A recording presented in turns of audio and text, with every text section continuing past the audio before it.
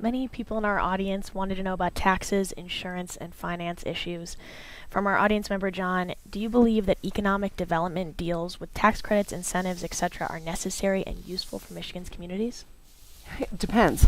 It's very few of these questions are going to be yes or no, but I'll say this, that it's important for states to have economic development toolboxes. However, in the use of those, they have to have real guidance. They have to be promoting some sort of an important public purpose, whether it is creating investment in something that we value, like brownfield redevelopment or historic building, renovation, or it is an important public purpose, like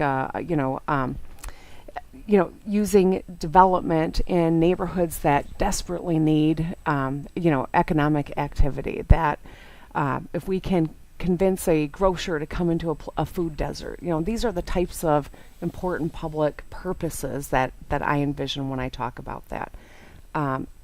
But I think the public has a right to know what they are. We have to have real transparency. And we have to ensure that they're available to people of all walks, people that have been cut out, not just the big guys, but people who've never left, who are trying to do some good in their community. Those are important public purposes in my book. One of the things that I always am concerned about, though, whenever any policy is pushed in Lansing, is what are the consequences of it? What is the foregone price that we're going to pay?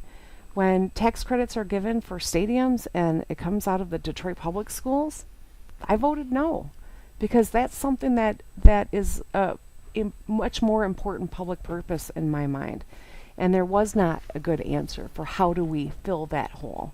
And so that's kind of the 40,000-foot wave that I look at tax incentives. But I think most importantly, the public has a right to know. These, the ability for people to not disclose what the terms are, like when I talked about that Foxconn one with the Lake Michigan water. I mean, these are fundamental to who we are. These are our resources. So would you suggest some sort of transparency? What would you recommend for a transparency process in that regard? Well, I think, looking at the MEDC, I mean, they've historically not been held to the same standards that other departments have. And they're, I know that trade secrets are protected. I get that. That's not what I'm talking about here. But when we're talking about giving away, taxpayer dollars, that the public has a right to know that. So what exactly does that look like? I mean, we're so far behind the world when it comes to transparency and ethics. I mean, we've got miles to make up. We can do it relatively quickly, though, because other states are doing it a heck of a lot better than we are in Michigan. The executive office should be open to FOIA, the whole branch. You should be able to search all of their documents, make it easy on the press, not harder. Between the time when I started in the legislature and when I ended, they stopped televising and putting online all the work that we were doing and the votes that we were taking. That's wrong. We should be using technology to make it easier for people to access their government. Thanks. Steve? The economy's doing well now, but in all likelihood, there probably will be a recession sometime in the next 4 years. How will you, as governor, prepare the state to weather that storm? So the most recession-proof thing we can do is make sure our population has the skills they need. When a recession hits, people that have, greater skills are able to weather it better than those who don't. And that's why my investment in us is at the top of the list, making sure that everyone's got a path to a high wage skill. These are important. We cannot control the national and international global environment.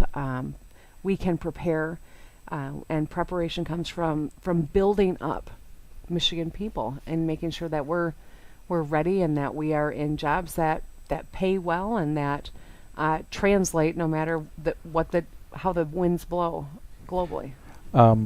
Is raiding the rainy day fund before it starts raining a good idea? Well, Steve, it's raining for people in Flint.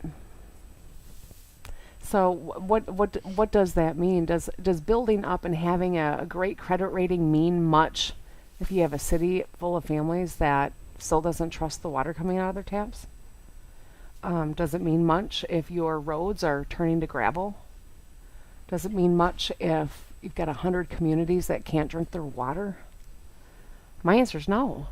I'm not suggesting that we use that to fund all the priorities I'm talking about, because it's one-time funding and we have to build in long-term solutions and be honest about what it's going to take to do that.